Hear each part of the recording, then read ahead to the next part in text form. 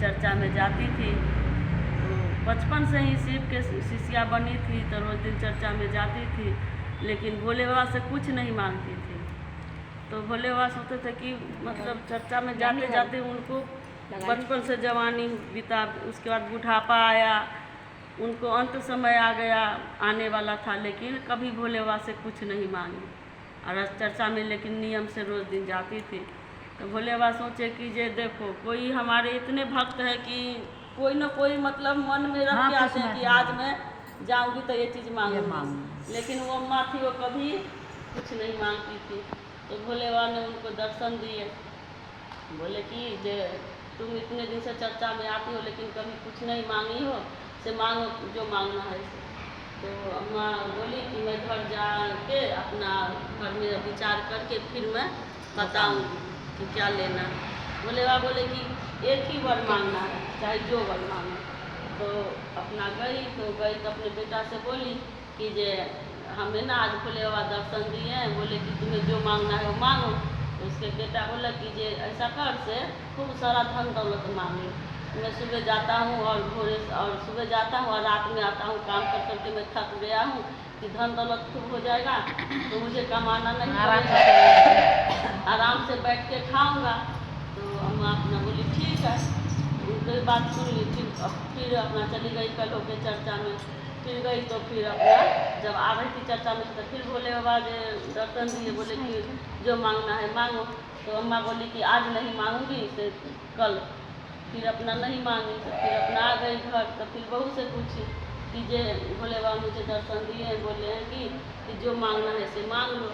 तो मैं क्या मांगूँ? तो बहू बोली कि जे पोता नहीं है पोता मांग लो। तो फिर अपना सुन लिया अम्मा, फिर चली गई। फिर कल होके चर्चा में गई तो फिर अपना चर्चा हो गया, फिर आने लगी तो फिर भोले बाबा ने दर्शन दिए। तो बोले कि नहीं मैं आज नहीं मांगूंगी, तो दूसरा दिन मांगूंगी।